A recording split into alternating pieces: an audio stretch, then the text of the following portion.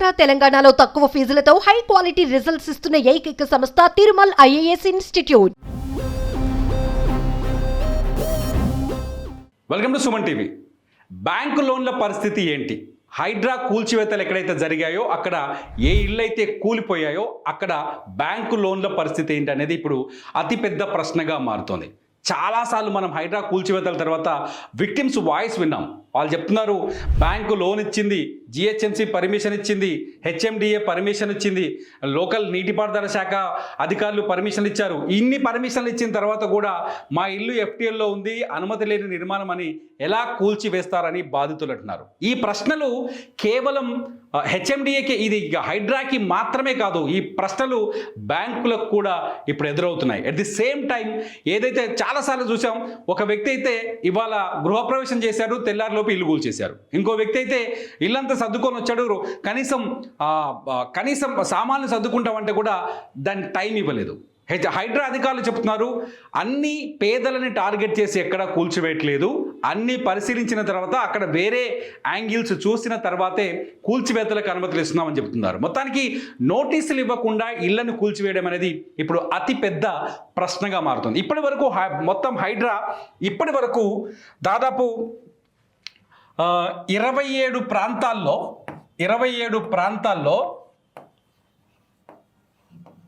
311 constructions నిర్మాణాలు కూల్చేశారు. 27 ప్రాంతాల్లో 311 నిర్మాణాలను కూల్చేశారు. ఇక్కడ మొత్తం 111.2 ఎకరాలు రికవరీ చేశారు. ఇదంతా చెరువుల భూమి. 111.2 ఎకరాల భూమిని రికవరీ చేసినట్టుగా తెలుస్తోంది. మొత్తానికి హైడ్రా చేస్తున్నది మంచి పనే, కానీ ఆ మంచి పని వెనుక పేదవాళ్ళ కన్నీళ్లు కూడా కనిపిస్తున్నాయి, వాళ్ళ ఏడుపులు వినిపిస్తున్నాయి, వాళ్ళ బాధలు స్పష్టంగా జనానికి అర్థమవుతున్నాయి. దీనికి పరిష్కారం ఏంటి అన్నది ఇప్పుడు అతిపెద్ద ప్రశ్నగా మారింది. పేదవాళ్ళు ఎప్పుడు ఇల్లు కొనుక్కున్నా, మళ్ళీ చెప్తున్నాను, పేదవాళ్ళు ఎప్పుడు ఇల్లు కొనుక్కున్నా ఖచ్చితంగా బ్యాంకు లోన్ మీదనే ఆధారపడి కొంటారు, బ్యాంకు లోన్లు తీసుకొని ఆధారపడి కొంటారు. ఇప్పుడు ఇల్లు కూలిపోయిన తర్వాత బ్యాంకు లోన్ ఎలా కట్టాలి? ఇంట్లో ఉండే పరిస్థితి లేదు, లోన్ కట్టే పరిస్థితి లేదు. బ్యాంకులేమో లోను కట్టాల్సిందే, ఈఎంఐ చెల్లించాల్సిందే అంటున్నాయి.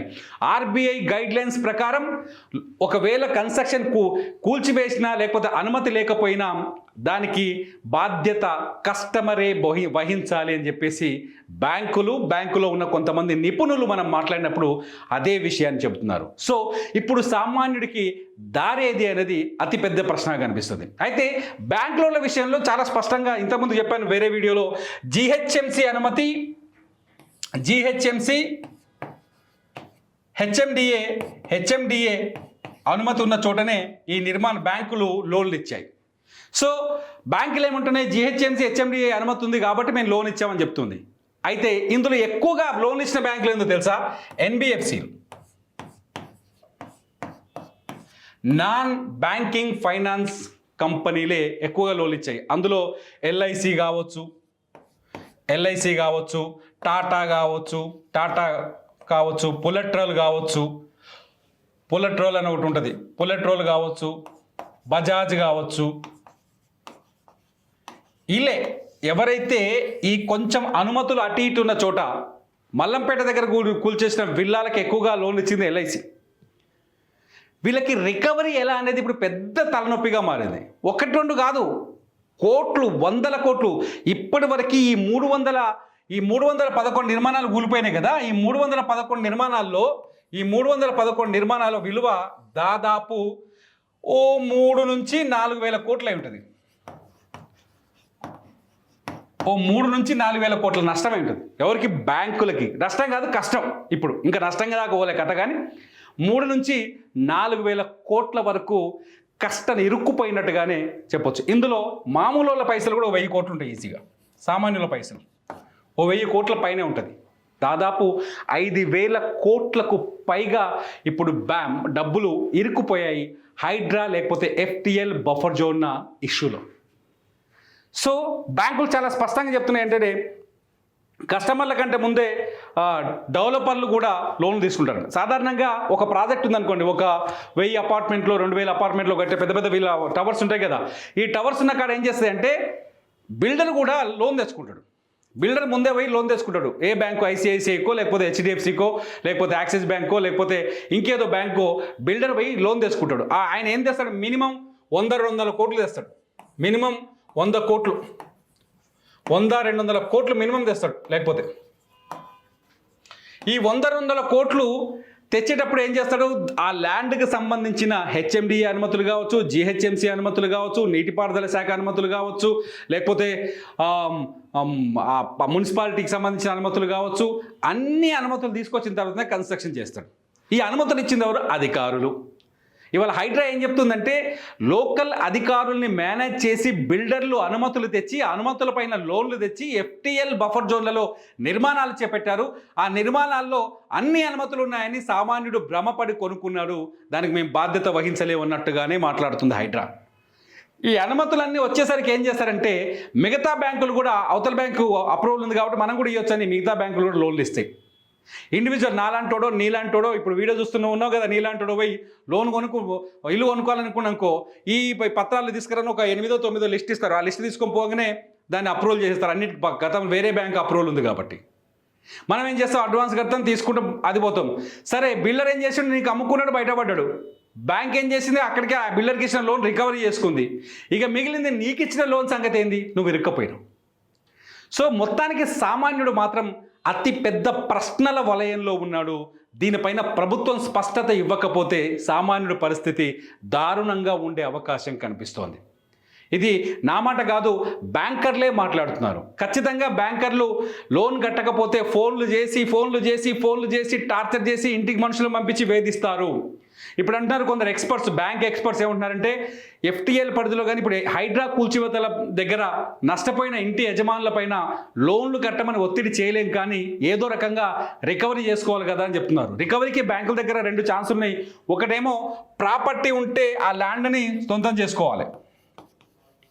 ప్రాపర్టీ ఉంటే ల్యాండ్ని సొంతం చేసుకోవాలి. హైడ్రా కూల్ చేసిందంటేనే ఆ ప్రాపర్టీ ఎవరిది ఒరిజినల్ కాదని అక్రమము. ఆ ప్రాపర్టీ అక్కడ కన్స్ట్రక్షన్ చేయడానికి లేదు, దాన్ని ట్రాన్స్ఫర్ చేయడానికి వీలు లేదు, అయిపోయింది, ప్రాపర్టీ లేదు. లేదంటే వీళ్ళు ఏమైనా ఇన్సూరెన్స్ తీసుకుంటే, ఒకవేళ వీళ్ళు ఇల్లు కట్టేటప్పుడు ఇన్సూరెన్స్ ఇస్తారు. ఇన్సూరెన్స్ తీసుకుంటే ఆ ఇన్సూరెన్స్ నుంచి 70% వరకు రికవరీ చేయొచ్చు అని చెప్తున్నారు, 70% వరకు. అయితే ఈ ఇన్సూరెన్స్ నుంచి రికవరీ చేసినప్పటికీ కూడా ఆ కస్టమర్ అక్కడ ఏమవుతాడంటే డిఫాల్టరే అవుతాడు.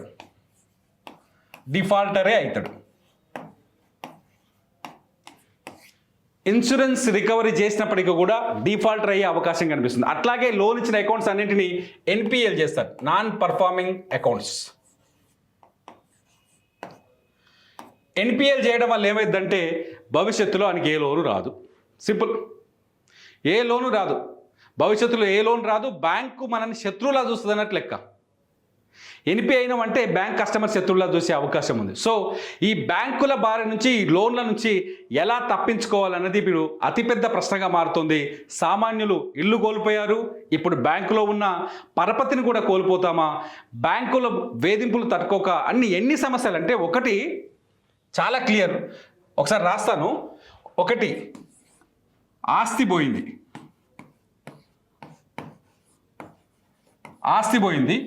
2, అప్పిచ్చే బ్యాంకులు పోయినాయి, అప్పిచ్చే బ్యాంకులకు నమ్మకం పోయింది.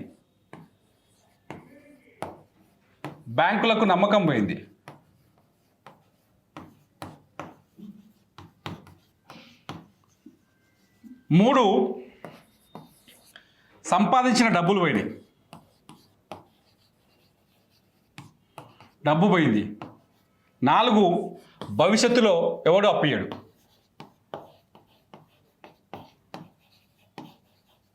అప్పు దొరకదు.